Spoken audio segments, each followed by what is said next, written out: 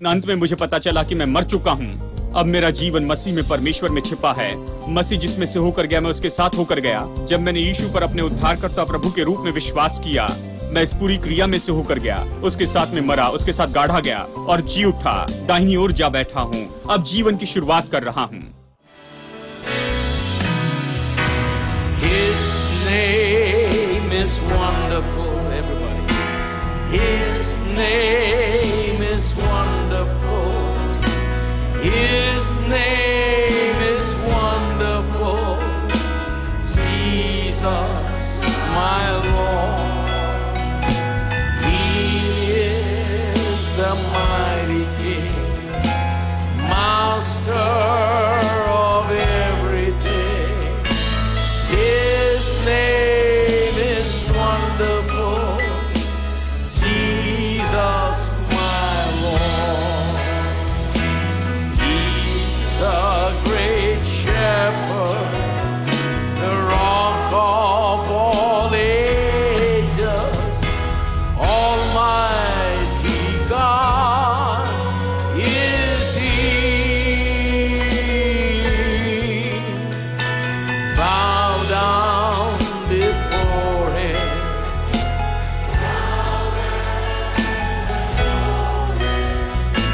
His name is wonderful.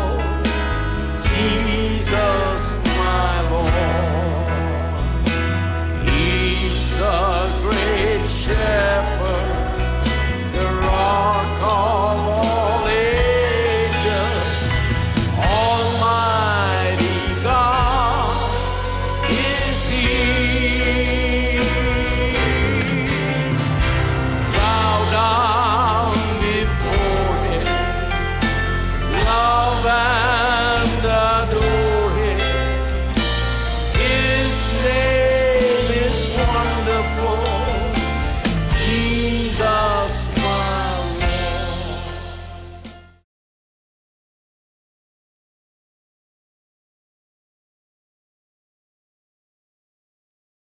देखिए इफिसियों अध्याय 3 वचन 16। पौलुस फिर प्रार्थना कर रहा है। वचन 14, मैं इसी कारण उस पिता के सामने घुटने टेकता हूं जिससे स्वर्ग और पृथ्वी पर और हर एक घराने का नाम रखा जाता है। वो कहता है मैं घुटने टेकता हूं, मतलब प्रार्थना करता है कि वो अपनी महिमा, वो किस लिए प्रार्थना कर रहा है? वो अपनी महिमा के धन के अनुसार तुम्हें ये दान दे कि तुम उसके आत्मा से अपने भीतरी मनुष्यत्व में सामर्थ पाकर बलवान होते जाओ। वो कह रहा है हमें बल देने में आत्मा की भूमिका क्या है। वो कहता है मैं प्रार्थना कर रहा हूं कि तुम उसकी आत्मा के द्वारा अपने भीतरी मनुष्यत्व में बलवंत होते जाओ। कहता है परमेश्वर का आत्मा तुम में काम करे कि वाचा के हर एक विवरण को आपके जीवन में व्यवहारिक सच्चाई बना दे। परमेश्वर का आत्मा तुम में काम करे। मेरी प्रार्थना है कि परमेश्वर का आत्मा तुम में काम करे, इस तरह से तुम्हें बलवंत बनाए अपनी सामर्थ से, और विश्वास के द्वारा मसीह तुम्हारे हृदय में बसे कि तुम प्रेम में जड़ पकड़कर और नींव डालकर सब पवित्र लोगों के साथ भली भांति समझने की शक्ति पाओ कि उसकी चौड़ाई और लंबाई और ऊंचाई और गहराई कितनी है, और मसीह के उस प्रेम को जान सको जो ज्ञान से परे है, कि तुम परमेश्वर की सारी भरपूरी तक परिपूर्ण हो जाओ। देखिए फिर से कि परमेश्वर की सारी भरपूरी तक परिपूर्ण हो जाओ। वाचा यही तो करती है, वो हमें केवल परमेश्वर के संपर्क में लेकर नहीं आती है, ये स्थापित करती है परमेश्वर के साथ के संबंध में, उसके साथ की संगति में, जहां जो कुछ उसका है वो सब हमारा होता है। ठीक है, फिर वचन 20 देखिए। वो चाहता है कि परमेश्वर की भरपूरी हमारी हो जाए, कि तुम भरपूरी से परिपूर्ण हो जाओ। वो ये प्रार्थना करता है कि तुम उसके सामर्थ्य के द्वारा बलवंत होते जाओ, उसकी आत्मा के द्वारा। अब वचन 20, अब जो ऐसा सामर्थ्य है जो हमारी विनती और समझ से कहीं अधिक काम कर सकता है, उस सामर्थ्य के अनुसार जो हम में कार्य करता है। मैं इस पर कुछ कहना चाहता हूं कि उस सामर्थ्य के अनुसार जो हम में कार्य करता है। परमेश्वर कैसे हमारे लिए काम करता है? वो कैसे हमारे लिए काम करता है? हमारी जरूरत कैसे पूरी करता है? कैसे हमसे संपर्क में आता है? वो कहता है, ये कहता है, अब जो ऐसा सामर्थ्य है जो हमारी विनती और समझ से कहीं अधिक काम कर सकता है। और फिर वो ये कहता है कि कैसे, कि कैसे हमारी विनती और समझ से कहीं अधिक काम कर सकता है। वो कहता है उस सामर्थ के अनुसार जो हम में कार्य करता है। तो चलिए समझाता हूं, परमेश्वर ऐसे काम करता है। अब यदि हम अकेले ही रहते हैं परमेश्वर की मदद के बिना, तो आप कल्पना कर सकते हैं हमारी प्रार्थना कैसी होंगी। हम अपनी सीमा के इतने आदी हो चुके हैं, उसमें माहिर हो चुके हैं। हम अपनी सीमा के ज्ञान में बहुत ही माहिर हैं। हम जानते हैं कि हमारी सीमा क्या है। बाकी कुछ न जाने तो इसे जानते हैं। मैं ये नहीं कर सकता, वो नहीं कर सकता, वो मेरे लिए बहुत ज्यादा है। हम ये जानते हैं, इसमें हम अच्छे से ट्रेन हो चुके हैं। मैं नहीं कर सकता, मेरे पास ये नहीं है, ये मेरे लिए संभव नहीं है। यानी हम सब ऐसे लोग हैं जो अपनी सीमाओं के द्वारा ही चलाए चलते हैं। तो अगर हमें प्रार्थना करना पड़े तो हमारी प्रार्थना बहुत सीमित होगी हमारे जीवन के लिए परमेश्वर की अपेक्षा और लक्ष्य से। तो परमेश्वर हमें लेकर चलना चाहता है हमारे जीवन के लिए, उसकी इच्छा और उद्देश्य के लिए। तो इसे कैसे करता है? ऐसे एक सामर्थ्य जो हम में काम करती है इस तरह से। और जब परमेश्वर हम में काम करता है, हमारी जरूरत पूरी करके हमारा मार्गदर्शन करता है, तो वो इससे नहीं करता है केवल बस हम जो मांगते हैं, ये जो कुछ समझते हैं उसके अनुसार। ये करता है उस सामर्थ्य के अनुसार जो हम में काम करती है। हेलो ये सामर्थ जो आप में काम कर रही है, ये ऐसी सामर्थ्य है जो आपको देती है इच्छा और उसे करने की सामर्थ। वह ऐसे करता है कि आप कुछ इच्छा रखते हैं और उसके अनुसार आप करते जाते हैं। अब ये सामर्थ्य है जो आप में काम करती है। चलिए मैं आपको बताऊं अपना व्यक्तिगत उदाहरण। कई बार उदाहरण आपको पूरी तरह से समझाकर बताते हैं। जब मैं छोटा था, कभी नहीं सोचा कि मैं प्रचारक बनूंगा। कुछ लोग कहते हैं प्रभु मुझे अपनी इच्छा बता, बस एक बड़ी नोटबुक लेते और बस प्रभु मेरे जीवन को लिख दे डायरी के जैसे, तो यह आसान होगा। मैं जानूंगा कि प्रतिदिन क्या हो रहा है। यानी मैं पिछले पन्ने से पढ़ते हुए इस तरह पढ़ सकता हूं कि क्या होने वाला है जाने। हम ये सोचते हैं ये बहुत ही सुविधाजनक है। हम शुरू से जान लेते हैं कि आखिरी दिन में क्या होगा। तो नोटबुक में इस तरह से लिखकर मुझे दे दे, बाइबल के बजाय वो दे दे, और मैं आखिरी पन्ने से पढ़ना शुरू कर दूंगा। पहले अंत पढ़ूंगा और इस तरह से पढ़ते जाऊंगा। परमेश्वर इसलिए इसे नहीं करता। क्या आपने कभी ऐसे व्यक्ति को देखा जिसके पास ऐसे किताब है? नहीं, सामान्य रूप में नहीं। क्योंकि अगर वो आपको इस तरह से किताब दे दे जीवन के हर दिन के बारे में कि आप क्या करेंगे, क्या बन जाएंगे और ये सब, तो आपके दिल की धड़कन बंद हो जाएगी। कम से कम मेरी धड़कन रुक जाती, मैं जानता हूं क्योंकि मैंने अपेक्षा नहीं की थी।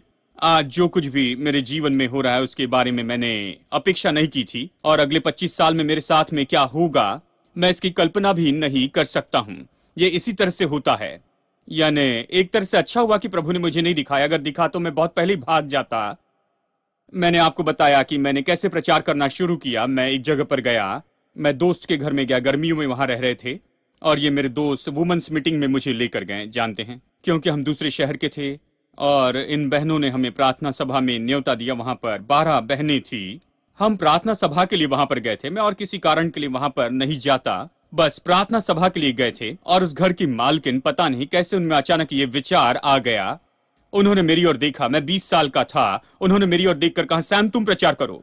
मैंने उस समय तक कभी प्रचार नहीं किया था, कभी नहीं। मैंने सोचा भी नहीं था कि मैं प्रचार करूंगा। उन्होंने कहा तुम प्रचार करो। और उस दिन मैं एक प्रचारक को सुन रहा था और मैं उनकी शिक्षा में बहुत ही दिलचस्पी ले रहा था। पूरा दिन उनकी टेप सुन रहा था। रोमियो 1:16 पर 3 बार मैंने सुना था और मैंने अपनी बाइबल खोली और रोमियो 1:16 निकाल लिया, क्योंकि दिन भर ये खुला था और मैं संदेश सुन रहा था। और मैं प्रचार के लिए कुछ भी नहीं सोच पाया। बाइबल कॉलेज में आकर 1 साल हुआ था। अगर आप 1 साल के लिए बाइबल कॉलेज में गए हैं तो पहले से ज्यादा आप गड़बड़ी में आ गए हैं सच में वहां पर कुछ नहीं सीखा था। यानी 1 साल हो गया था बाइबल कॉलेज में जाकर, कुछ भी पता नहीं था। मुझे पता नहीं था ये लोग कैसे खड़े होकर प्रचार करते हैं, उन्हें ये सारी बातें कहां से मिलती हैं। मुझे वहां पर कुछ भी पता नहीं चला। मैं तो बस उनकी कैसेट सुन रहा था, क्योंकि वो तो बहुत ही अच्छे प्रचारक थे। वैसा प्रचार कभी नहीं सुना था। जब मैंने रोमियो 1:16 खोला और मैंने बस इसे पढ़ा और मैंने बताया जो कुछ उन्होंने 1 घंटे में बताया था, मैंने 10 मिनट में बताया। और जब मैंने शुरू किया तो उस समय वहां से कोई तो भी आ रहा था। वो अपनी पत्नी को वहां पर छोड़ने आए थे। जानते हैं, ये अमेरिका की बात है। ये एक छोटा सा नगर है। वो अपनी पत्नी को वहां पर छोड़ने आए थे कि बहनों की सभा में वो जाए। वहां पर कार से उतरकर पत्नी के लिए कार का दरवाजा खोलना पड़ता है, फिर पत्नी बाहर आती, घर का दरवाजा खोलो, वो जाती, इस तरह से वो सब कर रहे थे।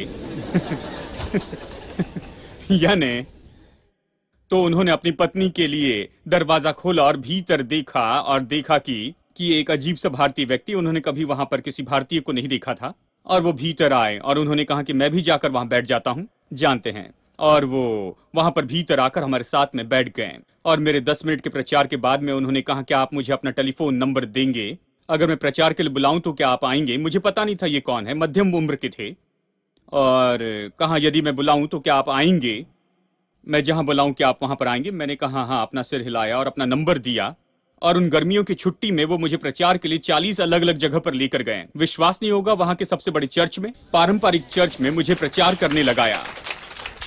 मेरे 10 मिनट का प्रचार सुना, उन्हें लगा कि मैं कहीं से प्रचारक हूं, और मैंने कभी प्रचार नहीं किया था। और वो मुझे बार बार न्योता देते चले गए, सुबह एक चर्च में भेजते, शाम को दूसरे चर्च में भेजते, मंगलवार शाम, बुधवार शाम, गुरुवार शाम। उन्हें मुझे हर तरह से पूरी तरह बुक कर लिया, वहां फुल गॉस्पल में, बिजनेसमैन मीटिंग में, Christian businessman breakfast, Gideon breakfast, हर ब्रेकफास्ट में। वो तो प्रेसिडेंट थे सारे ब्रेकफास्ट के। और सब उनकी बात मानते थे, वो ईमानदार व्यक्ति थे, एक भले व्यक्ति थे। अगर वो पास्टर को फोन करते और कहते कि ये व्यक्ति अच्छा है, इसे चर्च में प्रचार के लिए बुलाओ, तो वो न्योता देते, परवाह नहीं करते कि कौन है। मेरे बाल लंबे थे, जानते हैं, और मैं बिल्कुल अलग था उन दिनों में, जवान था, कुछ ज्यादा नहीं जानता था। तो वो मेरे साथ में आए, शुरू शुरू में वो मेरे साथ में कई बार आए, तो मेरे लिए बड़ी समस्या थी, हर समय नया संदेश देना था। नहीं तो इन्हें पता चल जाएगा कि मुझे कुछ भी पता नहीं है। तो उन गर्मियों में मैंने बहुत ज्यादा मेहनत की, कॉलेज में भी मैंने इतनी ज्यादा पढ़ाई नहीं की थी। और मैंने बड़ी मेहनत की कि सब कुछ एक साथ में जोड़ूं और रविवार के दिन बिल्कुल नया संदेश दूं। अगर उस बहन ने कभी हमें फोन करके ये कहा होता, उस भारतीय भाई को वहां पर बुलाओ और मैं चाहती हूं कि वो प्रचार करे, तो मैं उन्हें मना कर देता, मैं कह देता कि मेरी तबीयत अच्छी नहीं है। यदि वो मुझे पहले ही बता देती तो मैं घर में ही बैठा रहता, प्रचार के लिए वहां पर नहीं जाता, क्योंकि मैं जानता था कि मैं प्रचार नहीं कर सकता हूं। मैं सोच रहा था मैं इस सब में क्यों हूं और मैं यहां पर क्या करने वाला हूं। और किसी ने कहा तुम प्रचार के लिए बुलाए गए हो, अगर तुम और कुछ करोगे तो परमेश्वर तुम्हारा पैर तोड़ देगा। मैंने कहा ठीक है, मैं यहीं पर रुक जाता हूं, ढूंढता हूं कि मुझे क्या करना चाहिए। और उन्होंने मुझे कुछ भी नहीं बताया, बस वक्त पर ही उन्होंने मुझे प्रचार करने लगाया। मैं बाहर ही रहता। देखिए, इसीलिए परमेश्वर सारा प्रोग्राम आपको पहले नहीं बताता, क्योंकि शायद आप भाग जाते। कहीं अगर मैं कहता कि हर रविवार आप में से एक कोई प्रचार करेगा और आपका नंबर जनवरी में आता अगले साल इस तरह से, तो आप आते ही नहीं। कुछ लोग तो यहाँ पर चर्च में नहीं आते, जब आपकी बारी आती तो आप यहाँ पर नहीं आते। मैं भी ऐसे ही था। देखिए, तो परमेश्वर क्या करता है, देखिए, वो अपनी आत्मा आप में रखता है और आप में इन सारी बातों में काम करता है। जानते हैं, जब उस समय मैंने वो प्रचारक की शिक्षा सुनी थी, मुझे पता नहीं मैंने क्यों सुना, मेरा दोस्त वहां पर बहुत ही व्यस्त था, यहाँ वहां वो घूमते जा रहा था, मुझे किसी में दिलचस्पी नहीं थी। दिलचस्पी थी वो शिक्षा सुनने में, रोमियो की पूरी पत्री पर, टेप्स के ऊपर, उस जमाने में ऑडियो टेप होते थे। मैं वहां पर बैठा और उसे बार बार सुना, क्योंकि मैंने अपने पूरे जीवन में ऐसी शिक्षा कभी नहीं सुनी थी। मैं मानो उसके अंदर में पकड़ा गया था। मैं एक जवान था, ज्यादा नहीं समझता था, लेकिन मैं समझ गया कि ये बहुत ही अच्छा है, ये अच्छी बात है, ये अच्छा प्रचार कर रही हैं। मैं उतना ही समझा और परमेश्वर ने मुझे वो सुनने लगाया। पवित्र आत्मा जो मुझ में काम करता है, प्रचार और शिक्षा देने की इच्छा मुझ में उत्पन्न करता, बिना जाने ही मैं वहां पर सीखने लगा। ये सीखने का सबसे अच्छा तरीका है। अगर जानते कि आप स्कूल में जा रहे हैं तो स्कूल में जाना नहीं चाहेंगे। आपको ऐसा महसूस करना है कि आप स्कूल में नहीं जा रहे, सीख नहीं रहे, होमवर्क नहीं कर रहे हैं। अगर इसमें आप सफल हो जाएं तो आप उन्हें अच्छी तरह से पढ़ा सकते हैं। जानते हैं, यानी परमेश्वर इस तरह से काम कर रहा था, वो जानता था कि ये मुझ में काम करेगा। अगर वो मुझे पढ़ने के लिए कुछ दे तो मैं उसे पढ़ूंगा और बिल्कुल कुछ समय में परीक्षा के लिए तैयार हो जाऊंगा कि परीक्षा में पास हो जाऊं। लेकिन यहाँ परमेश्वर ने मुझे सच्चाई सुनने में जोड़ना शुरू कर दिया इस अद्भुत भाई द्वारा। और वहीं पर तो पहली बार मेरे अंदर में इस तरह से मुझ में इच्छा होने लगी कि सुसमाचार प्रचार करूं। मैंने सोचा कि अगर सुसमाचार ऐसा है, वो रोमियो से प्रचार कर रहे थे, ये सुसमाचार से भरा है कि सुसमाचार क्या है।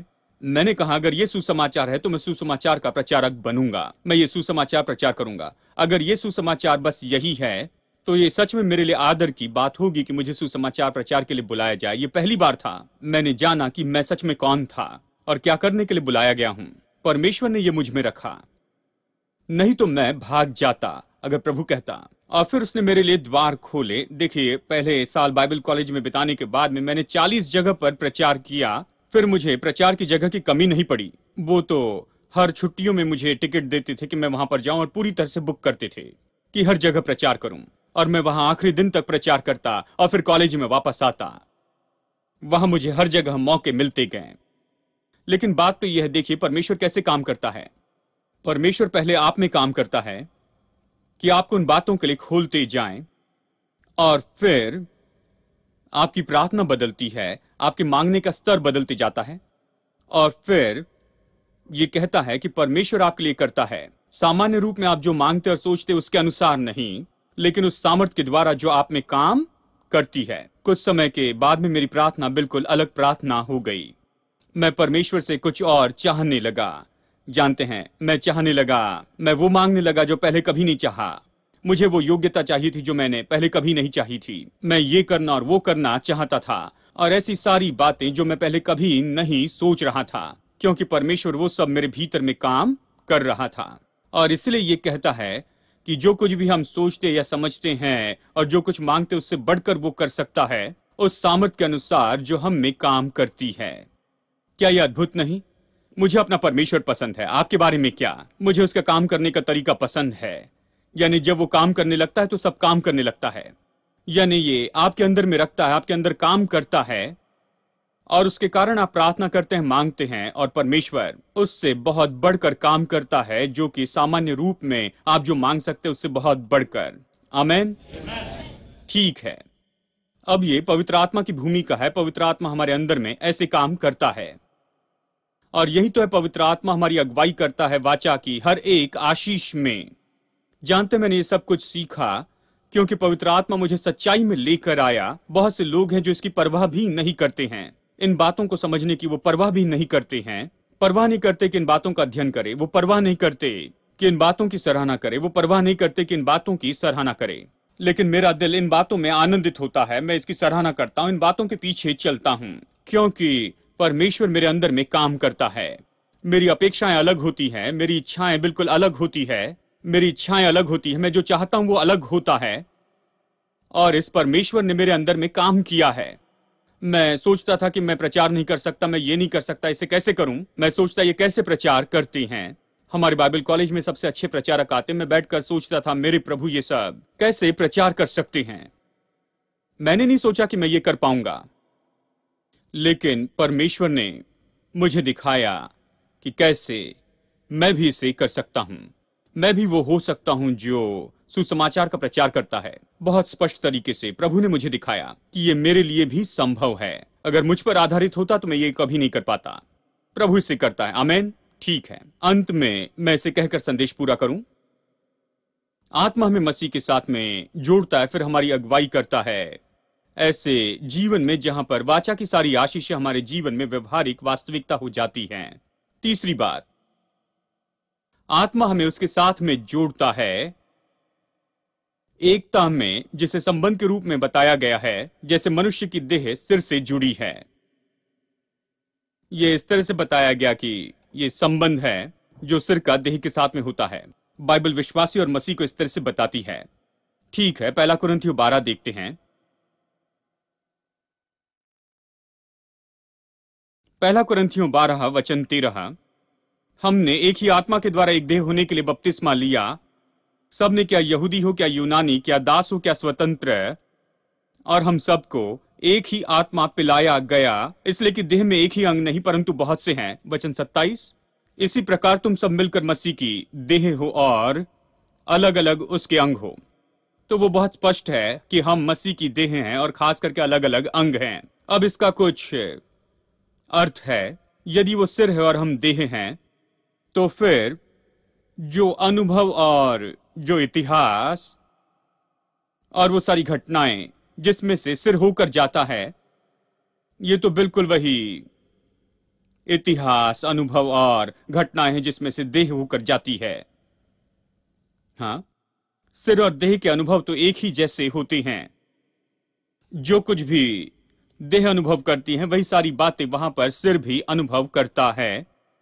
जो देह अनुभव करती है सिर भी उसी का अनुभव करता है। अब अगर आप इसे समझते हैं तो बाइबल के बहुत से वचन को आप समझ पाएंगे। उदाहरण के लिए बाइबल कहती है, मैं उसके साथ मारा गया, उसके साथ गाढ़ा गया और उसके साथ जी उठा, और मैं उसके साथ में जिलाया गया कि पिता परमेश्वर की दाहिनी ओर जा बैठूं, स्वर्गीय स्थानों में उसके साथ में रहूं। ठीक है, बाइबल कहती है, ये सब कह रही है कि हम तो मारे गए, गाड़े गए, जी उठे और पिता के दाहिनी ओर उसके साथ में बैठाए गए हैं।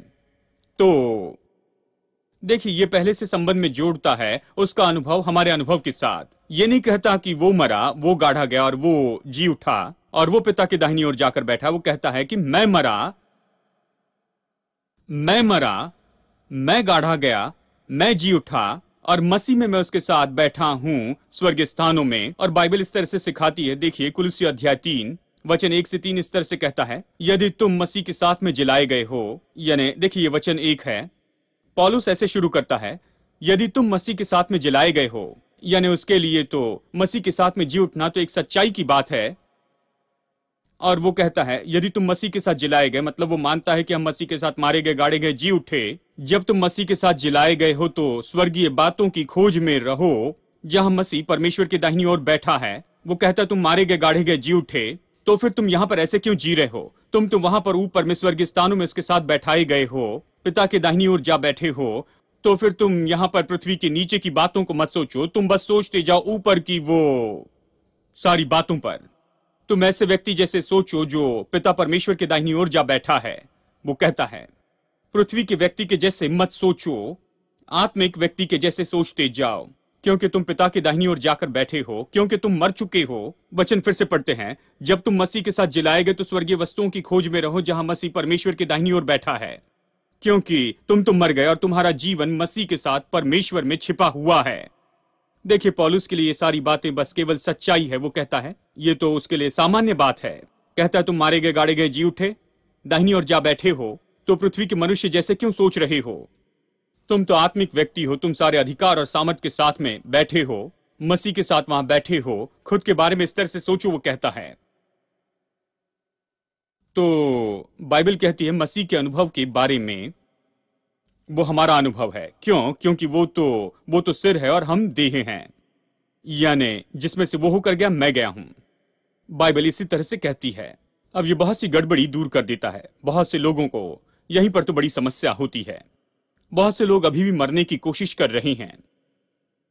ये तो मेरी एक समस्या थी, क्योंकि पुराने जमाने में वो मुझसे कहते, जब भी कोई रिट्रीट या कन्वेंशन होता तो यही बड़ा मुद्दा होता था, तुम्हें अभी भी इसके लिए मरने की जरूरत है। अगर कोई समस्या है तो उनके पास में जाते तो वो ये कहते, तुम्हें इसके लिए मरना होगा। और मैं पहले उसके लिए 1000 बार मर चुका हूं, और फिर वो कहते, अभी भी ये बाकी है, तुम्हें इसके लिए मरना जरूरी है, तुम्हें उसके लिए मरना होगा। मुझे पता नहीं कितनी बार मरना पड़ा। 1000 बार मरने के बाद भी ये काफी नहीं था, मुझे और ज्यादा मरना था। और उन्होंने मुझसे कहा कि मुझे ऐसे मरते मरते मरते मरते रहना है जब तक मैं मर न जाऊं। यानी मेरे मसीह जीवन को बस इसी तरीके से देखा गया था। मेरे मसीह जीवन के बारे में मेरा पूरा जीवन भर यही दृष्टिकोण था कि मेरी मृत्यु के समय तक ये मेरा काम है कि आत्मिक रीति से मैं इसके लिए मरते जाऊं, उसके लिए मरते जाऊं, उन बातों के लिए मरते जाऊं। ये बुरा है, मुझे इसके लिए मरना होगा, वो बुरा है, उसके लिए मुझे मरना होगा। तो मुझे बस अपने आप को मारते जाना है, मुझे अपने आप को मारते जाना है और इन बातों को नाश करते जाना है और मरते जाना है और इसे करते जाना है। और आशा है कि जब मेरे मरने का समय आएगा मैं इन सारी बातों के लिए मर जाऊंगा और फिर मैं स्वर्ग में जाऊंगा। तो मैं मरने की बड़ी कोशिश करने लगा। इसके लिए मरो, उसके लिए मरो और हमेशा मरने में व्यस्त रहना। यानी जब भी मैं रिट्रीट में जाता, 3 दिनों के रिट्रीट में मुझे 300 बार मरना पड़ता था। और वापस आने के बाद में मैंने अपने अंदर फिर से 100 बातों को देखा है। और जब तक कि मैं इन 100 को साफ करता, मुझे और भी 100 बातों के लिए वहां पर मरना पड़ता है, जानते हैं। लेकिन अंत में मुझे पता चला कि मैं मर चुका हूं।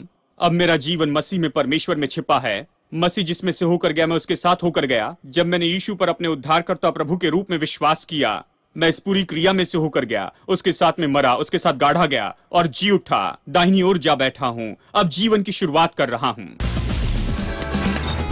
I know he's rescued my soul. His blood is covered my sin. I believe. I believe. My shame is taken away. My pain is healed in His name. I believe. I believe. I'll raise the banner. Oh, my Lord is coming again. My Redeemer lives. My Redeemer lives. My Redeemer lives. My Redeemer lives. Everybody in the hands. All your strength. I know He's rescued my soul. His blood has covered my sin. I believe. I believe. My shame is taken. Yes, He died for you. My pain is healed in His name. I believe. I believe. I'll raise the banner. Oh, my Lord has conquered the grave. My Redeemer lives. My Redeemer lives. My Redeemer lives. My Redeemer. My Redeemer. My Redeemer lives. My Redeemer lives. My Redeemer. My Redeemer lives. You lift my burden. I'll rise with you. I'm dancing on this mountain top to see your kingdom come. My Redeemer lives. Everybody. My Redeemer lives. My Redeemer lives. My Redeemer lives. My Redeemer lives. My Redeemer lives. My Redeemer lives. My Redeemer.